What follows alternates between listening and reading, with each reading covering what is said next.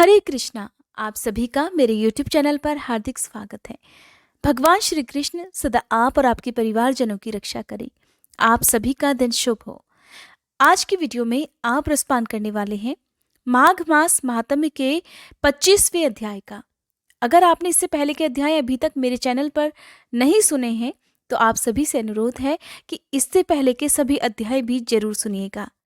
इससे पहले के अध्याय में आपने सुना था कि किस प्रकार मुनि ने पिशाच को सुमार्ग बतलाया कि माघ मास में प्रयाग में जाकर स्नान करने से तुम्हें पिशाच योनि से मुक्ति मिल जाएगी। पिशाच ने मुनि के कहे अनुसार प्रयाग में स्नान किया, जिससे उसे प्रेत योनि से मुक्ति मिल गई।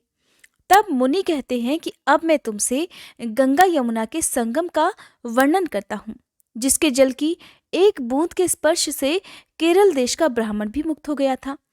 तब ऋषि के ऐसे वचन सुनकर वह प्रेत अपने मन में महान शांति का अनुभव करने लगा, मानो उसके सभी दुख दूर हो गए हों।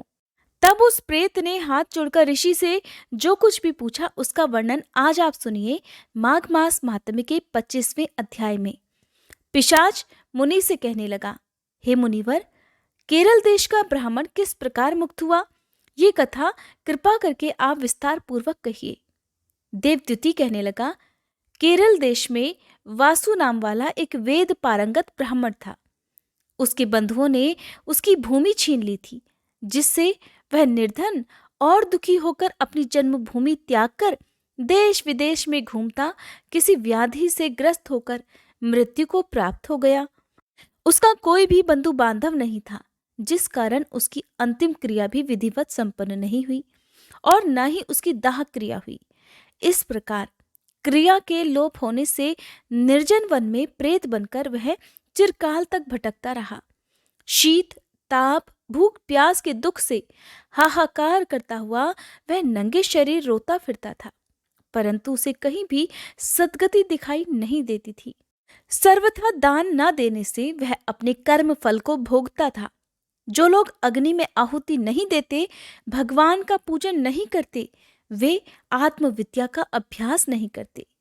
अच्छे तीर्थों से विमुख रहते हैं जो लोग दुखी लोगों को स्वर्ण, वस्त्र, तांबूल, रत्न, फल तथा जल नहीं देते और छल कपट से जीविका प्राप्त करने वाले, दूसरों और स्त्रियों का धन हरण करने वाले, पाखंडी, कुटिल, चोर, बाल, वृद्ध तथा आतुर और स्त्रियों पर निर्दयता करने वाले, आग लगाने वाले, विष देने वाले, झूठी गवाही देने वाले, कुमार्ग पर चलने वाले, माता पिता, भाई बहन, संतान और अपनी स्त्री का त्याग करने वाले, जो सब तीर्थों में दान लेते हैं, पालन करने वाले, स्वामी को त्यागने वाले, गौर तथा भूमि के चोर, वेदों की निंदा करने वाले, वृथा द्रोह करने वाले, प्राणियों पर हिंसा करने वाले, देवता गुरु की निंदा करने वाले, ये सभी बारंबार प्रेत, पिशाच,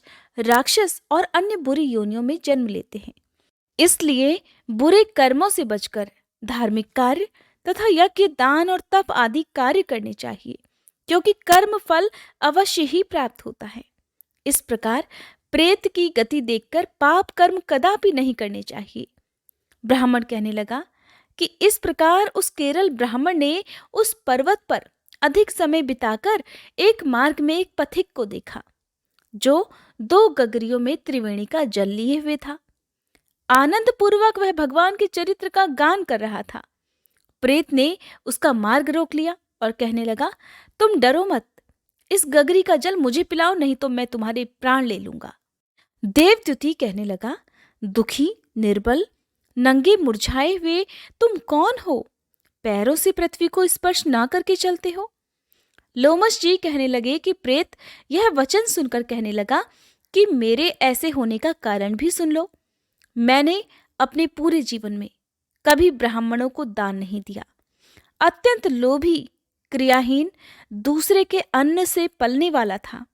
मैंने कभी किसी को भिक्षा नहीं दी, ना मैं दूसरे के दुख से दुखी हुआ।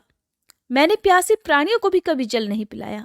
मैंने कभी छाता, जूते आदि का दान भी नहीं किया, ना किसी को जल का पात्र, पान या औषधि दी, ना मैंने अपने घर में कभी किसी अतिथि को ठहराकर उसका सत्कार किया।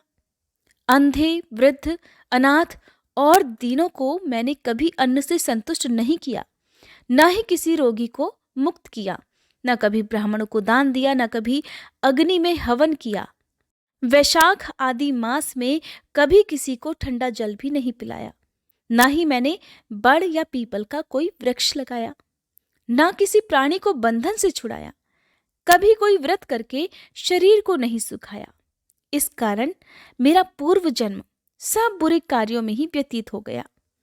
मेरे पूर्व जन्म के कर्मों से ही मेरी यह गति हुई है। इस वन में व्याघ्र, भेड़िए से बचा हुआ मांस और जंतुओं के खाने से गिरे हुए फल, वृक्षों पर लगे हुए सुंदर फल और झरने का सुंदर जल सभी मिलते हैं, परंतु देव इच्छा से मैं कुछ भी नहीं खा सकता। सर्प की तरह केवल पवन भक्षण करके अपना जीवन बिता रहा हूं। बल, बुद्धि, मंत्र, पुरुषार्थ से लाभ, हानि, सुख, दुख, विवाह, मृत्यु, जीवन, भोग, रोग तथा वियोग में केवल भाग्य ही कारण होता है। कुरूप, मूर्ख, कुकर्मी, निंदित और पराक्रम से हीन मनुष्य भी भाग्य से ही राज्य भोगते हैं। काने, लूले, लंगड़े, नीतिहीन, निर्गुण, नपुंसक भाग्य से राज्य प्राप्त करते हैं। पर्वत पर भी बलवान राक्षस पिशाच रहते हैं, जिनमें से कभी कभी कोई कहीं कहीं वन में फिरते हुए अपने कर्म के अनुसार अन्न जल प्राप्त कर लेते हैं, परंतु आपको उनका भय नहीं होना चाहिए, क्योंकि धर्मात्मा पुरुषों की उनकी पवित्रता ही रक्षा करती है। और ये पिशाच तो आप जैसे भक्त की तरफ आंख उठाकर भी नहीं देख सकते। जो नारायण भगवान की भक्ति से पवित्र रहता हो, उसको भूत, प्रेत, पिशाच, पूतना कोई बाधा ही नहीं दे सकते। भूत, बेताल, पिशाच, गंधर्व, काकिन, शाकिनी, ग्रह रेवती, यज्ञ मात्र ग्रह, भयंकर ग्रह, कृत्या, सर्प, कुष्मांड और दूसरे दुष्ट जंतु पवित्र वैष्णव की तरफ देख भी नहीं सकते। जिसकी जिह्वा पर गोविंद का नाम, हृदय में वेद तथा श्रुति विद्यमान है और जो पवित्र दानी है, उनको कभी भय हो ही नहीं सकता। हे ब्राह्मण, इस प्रकार कर्मों का फल भोगता हुआ मैं यहां पर रहता हूं, ऐसा सोचकर मैं शोक नहीं करता। एक वृतांत तुमसे बताता हूं, ध्यान से सुनिए। एक बार ज्वालिनी नदी के किनारे पर मैं गया हुआ था। वहां पर घूमते हुए मैंने एक सारस के वचनों को सुना था। उस सारस ने कैसे वचन कहे थे, कौन से वचन कहे थे, इस बारे में जानने के लिए कृपया आप माघ मास महात्म्य का 26वां अध्याय जरूर सुनिएगा। आज का ये अध्याय आपको कैसा लगा कमेंट बॉक्स में मुझे जरूर बताइएगा, और उम्मीद करती हूँ आज की ये वीडियो भी आपको हर बार की तरह पसंद आई होगी। वीडियो अगर अच्छी लगी हो तो वीडियो को लाइक, शेयर, चैनल को सब्सक्राइब और बेल आइकन प्रेस करना मत भूलिएगा। आज फिर एक बार आपसे बोलती हूँ कि अगर आपने भगवत कथा के सभी अध्याय जो अभी तक मैंने सुनाए हैं वो नहीं सुने हैं, तो कृपया आप मेरे दूसरे चैनल पर भागवत कथा के अध्याय भी सुन सकते हैं। दूसरे चैनल का लिंक भी आपको इसी वीडियो के डिस्क्रिप्शन बॉक्स में मिल जाएगा, जिस पर क्लिक करके आप भागवत कथाएं भी सुन सकते हैं।